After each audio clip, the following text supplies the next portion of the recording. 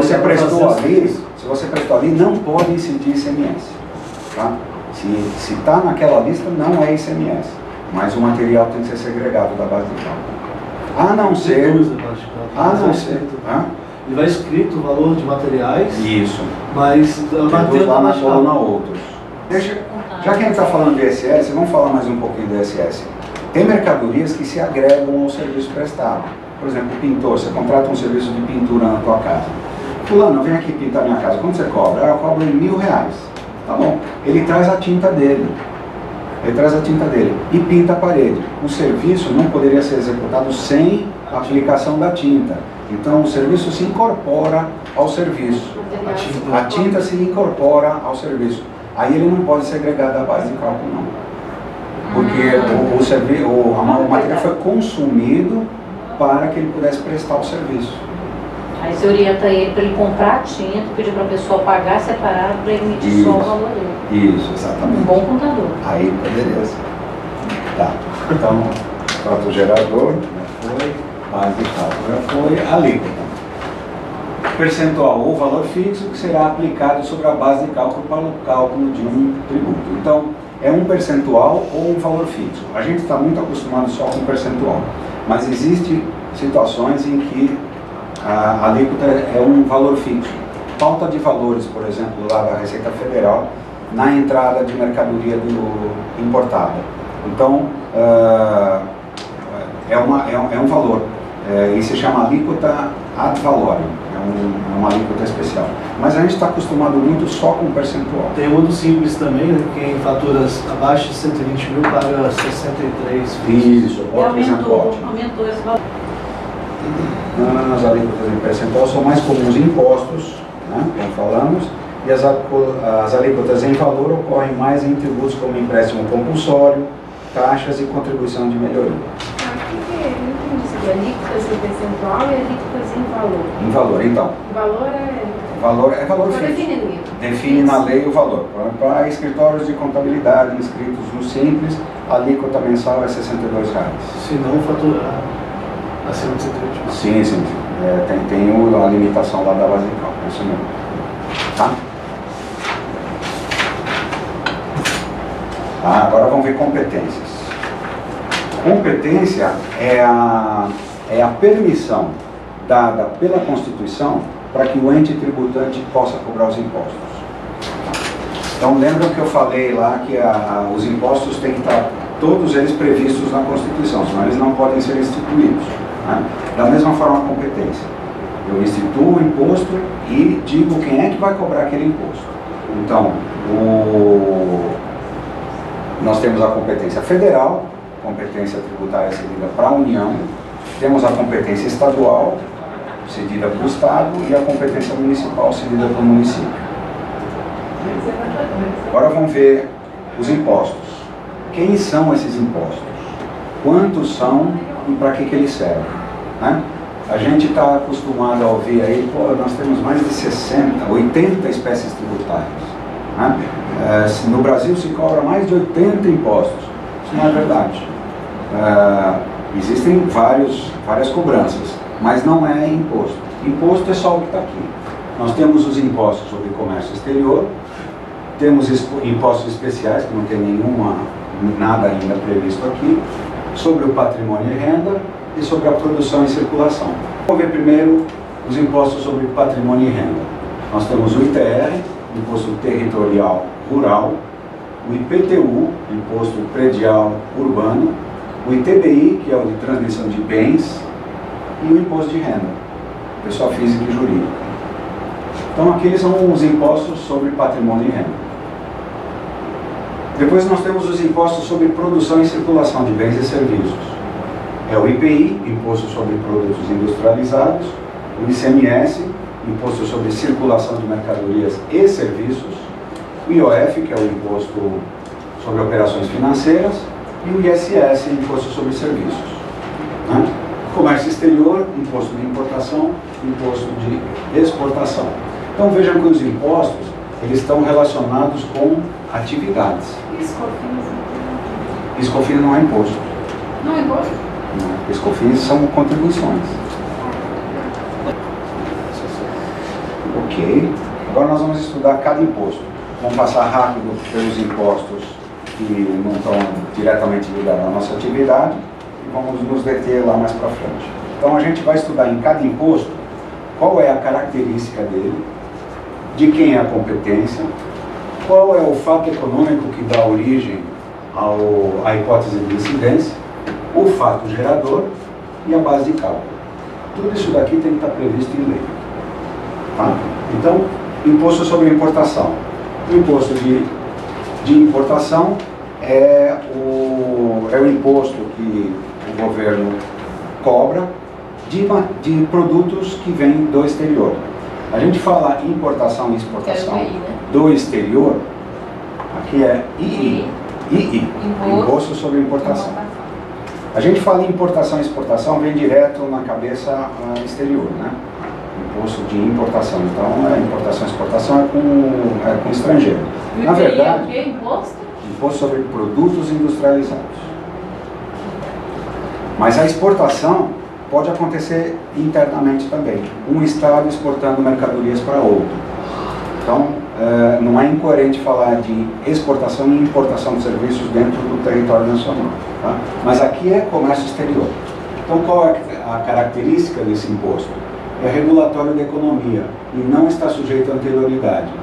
O que é regulatório da economia? Se eu determino, por exemplo, que, digamos que numa crise falta trigo, né, no país, não tem produção suficiente para fazer pão, o governo vai e abaixa a alíquota de importação do trigo para zero, para poder suprir o mercado. Então intervém na economia, é regulatório. Tá? O governo vai e decide que, nossa, está entrando muito carro importado aqui, está estragando a economia nacional, está arrebentando com as empresas automobilísticas instaladas aqui. Vamos aumentar o IPI para carro importado para 30%. Aí tem aquela chiadeira das importadoras de automóvel, né? Mas o governo achou que tinha que regular a economia.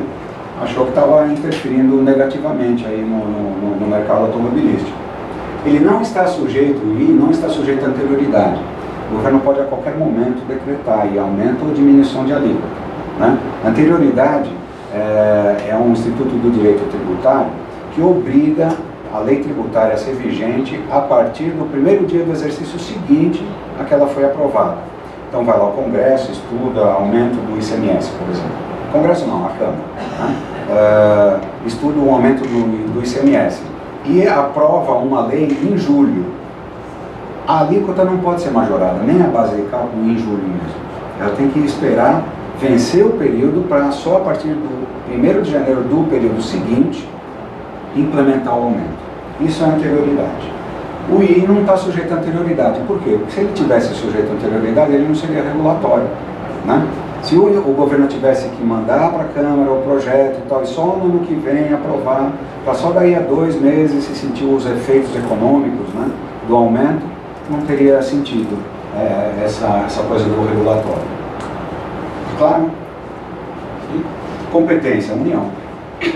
Não. Vocês vão ver essa palavra união aqui na maior parte dos tributos. Tá? Porque 70% da arrecadação nacional vai para a União. É o maior ente arrecadatório do país. Fato econômico. Qual é o fato econômico? Importação de produtos estrangeiros. Mas olha só, a importação não é o fato gerador. Não é. Ela tem que entrar no território nacional para eclodir o fato gerador. Então eu importo, faço lá a minha DI, faço o pedido lá para o fornecedor lá no exterior, dou entrada na CACEX, faço todo o procedimento, mas o produto não entrou no território nacional. O governo pode me cobrar imposto antes disso? Não. Só quando ele entra no território nacional é que tem o fato gerador, e aí sim. É a liberação na alfândega da declaração de importação, a DI, que me obriga a pagar o imposto de importação. Base de cálculo. Olha só, base de cálculo é o preço do produto ou a definição em pauta de valores. O fisco vai lá e determina, olha, o valor para importar um notebook assim assado é tanto. Está definido em pauta de valores.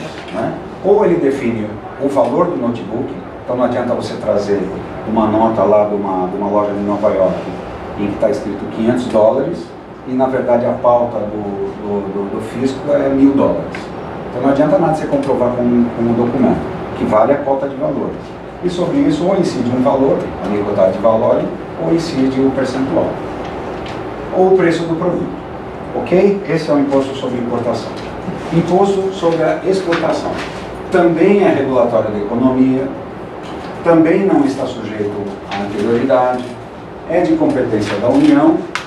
O fato econômico é diferente do fato gerador. O fato econômico é a exportação para o estrangeiro dos produtos. Então, eu contrato um fornecimento com uma empresa lá fora. Contrato, preparo o produto e tal. Essa contratação não é o fato gerador. É só quando efetivamente a mercadoria sai do território nacional que incide o imposto de exportação.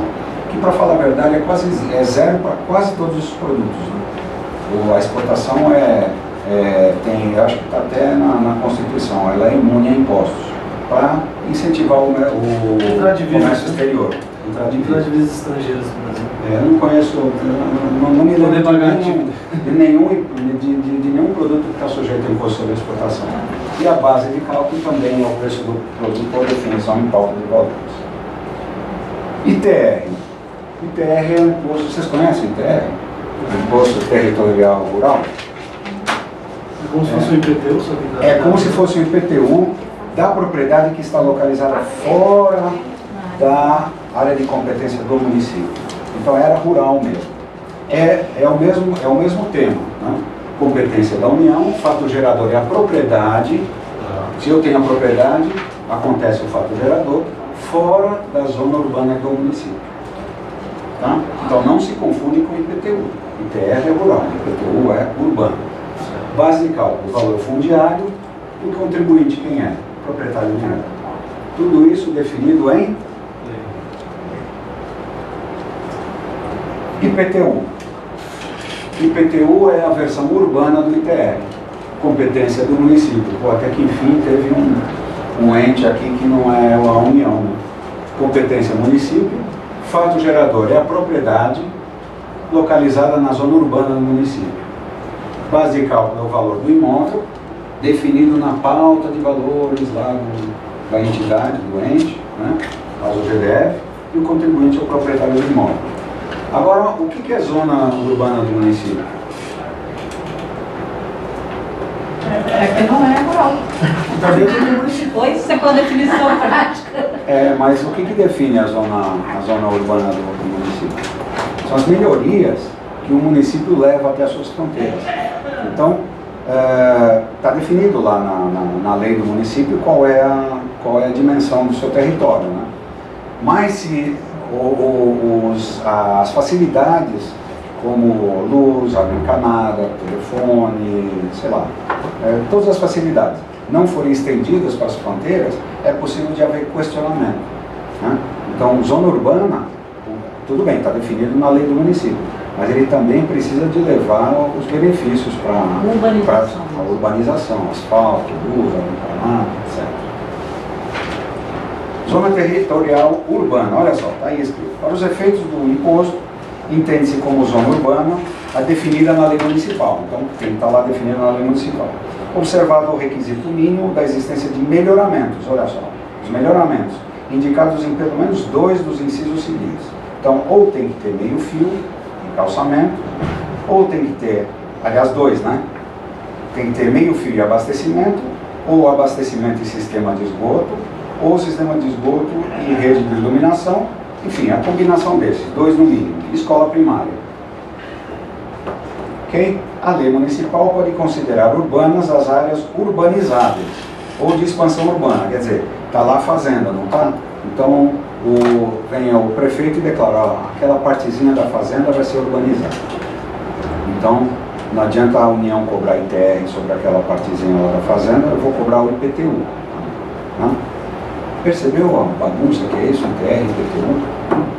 Volta e meia é bagunça lá de quem é o competente para cobrar o imposto. Então vamos lá, transmissão de bens imóveis e direitos a eles relativos, o ITBI. Lembra do ITBI? Conhece o ITBI? É antigamente chamado Imposto da CISA. Né? Ele incide aqui, ó, a competência dos estados, para começar. O fato gerador é a transmissão do domínio útil a qualquer título, né?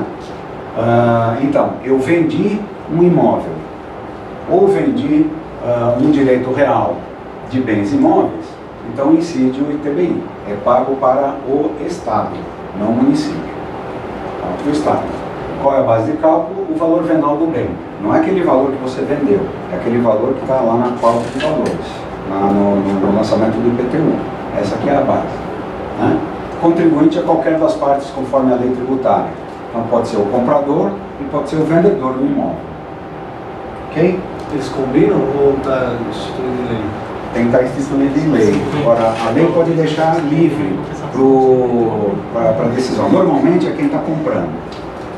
Né? Quem está comprando paga o ITBI. Aqui no DF é 2% disso? Aqui no DF é 2%. 2% Isso do valor incide do também sobre as propriedades rurais, né? O rural é competência do Estado. Sim, incide. Propriedade rural também. Porque aqui é outro fato gerador, né? É outro fato gerador. É a transmissão. E lá no ITR é a propriedade do imóvel. Se for doação, paga o ITBI do mesmo jeito. Se não estou doando, paga o ITBI também. Aliás, eu vou propor para vocês um programinha. A contribuição de melhoria, lembram da contribuição de melhoria? Não é imposto, né? É uma espécie tributária, não é imposto, né? Ela está orientada para imóveis também, não está? Qual é o fato gerador da contribuição de melhoria? Lembra? Valorização. A valorização. A valorização do imóvel decorrente da obra pública, né? E o IPTU? Qual é o fato gerador do IPTU?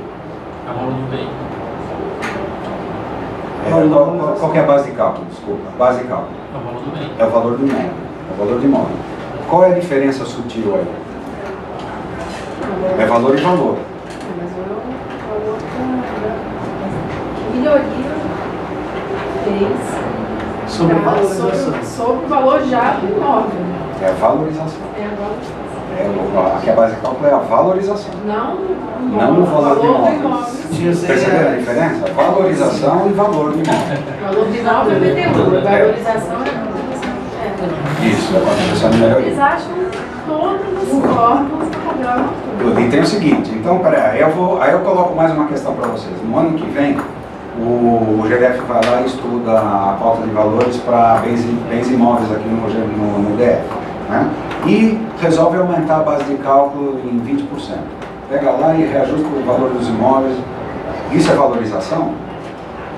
Não. Não, é reajuste só. Aumenta o imposto? Aumenta. Precisa estar na lei. Aumentar. Se aumentou a base de cálculo, aumentou o tributo. Não está previsto em lei. Ok? Imposto sobre a renda. Poxa, bom imposto de renda. Ok. Qual é o fato econômico do IR? Renda do capital, do trabalho ou de ambos. Proventos. Qualquer acréscimo patrimonial. Ou seja, tudo que foi acrescido ao seu patrimônio está sujeito ao imposto de renda. Tudo. Tem alguma coisa que vocês imaginam que seja acrescentado ao patrimônio e não tem incidência do imposto de renda? Então anotem aí um trabalho para casa, de pesquisa. Quais são os rendimentos do capital trabalho ou os proventos que não são englobados no fato econômico do imposto de renda? O IR é um imposto muito importante, então a gente vai estudar ele bem detalhado. Eu só coloquei ele aqui, então vamos passar todos os impostos e depois vamos estudar o IR um cada um. Tá? Competência da União, o fato gerador é a aquisição de disponibilidade econômica ou jurídica, né? Então, a aquisição de uma herança, por exemplo, boa ideia. Eu recebi uma casa, incide imposto de renda sobre essa casa? Eu acho que não. Não. Mas Se por for quê? herança, não. É herança. É herança. Suponha que seja herança. Foi uma aquisição para o patrimônio, não Mas foi? é considerado como se fosse uma doação? Não é bem isso. Olha aquela palavra mágica. Disponibilidade econômica ou jurídica. Não envolveu valor Só se eu vender essa casa. É. Né? Não envolveu Então, valor físico. Não tem né? disponibilidade. Material. Eu recebi, mas Já pensou, se eu recebo a herança, já tenho que pagar direto em cima da casa? Então, que herança é essa que eu recebi? Eu recebi um problema. Herança não. É igual você ganhar um carro sem vir com IPTU, com IPVA e Pois emplacamento, tudo, né? Se for um Porsche, você tá lascado. Esse presente eu não quero também não. Base de cálculo, montante real, arbitrado. Olha só, já ouviram falar disso? Qual a base de cálculo do IR? Montante real, arbitrado ou presumido, lembra? Lucro real, lucro presumido. O arbitrado não existe Lembra? mais. Arbitrado existe. Arbitrado é quando o fiscal entra na empresa, senta aqui e fala, vamos ver aí. Ah, o que está sendo. Passa aí material, aí blá, blá, é 10 mil de imposto de renda. Ele arbitra. Ele faz os cálculos dele e Por arbitra. exemplo, Arbitrado. Petrobras deve ser arbitrado. Não, arbitrado é a presença do fiscal na empresa. Tem que estar. É de ofício. Tem que ser o juiz, né? É fiscalização. Você está com fiscalização. Aí é arbitrado. É arbitrado, não é arbitrário. É o cara que chega aqui e diz quanto você deve de imposto. Aí a gente está olhando aí, isso é válido para os dois tipos, né? O RPJ é pessoa jurídica e o PF pessoa física. Isso. Essa base aí de... Não, aí não. Aqui é para PJ, né? Você não tem, na pessoa física, você não tem montante arbitrado ou presumido. É o real. Você declara lá quanto você ganhou. E declara lá quanto você teve de despesa médica, de uniforme, de educação. Você está apurando o lucro real da pessoa física. Mas o cara só não envolveu e depois no... É a malha fina. Aí o fiscal Mas vai aí lá e vai arbitra. calcular, mas na verdade... Cai numa situação, então. Ah, bom, mas nesse Não, mas caso. não entra, Aí é aí, não diferente. entra na declaração, não. Isso é um pagamento, um DARF que você paga a parte e tal. Na verdade, você é chamado a prestar informações quando você ganha na área física. Eles não falam da chamar pessoa uma multa, física. né? Uhum. Ele tem que chamar você para prestar declaração de informações, você na frente dele não conseguiu, aí sim, ele pode te atuar. Aí ele pode te arbitrar. Mas... Isso se chama arbitrar. Ele arbitra o valor para você. Aí você vai discutir. Por que é arbitrado? Porque é vontade do fisco. Aí você vai discutir. Não, que eu tenho, Foi um erro. O contribuinte é o titular dessa disponibilidade.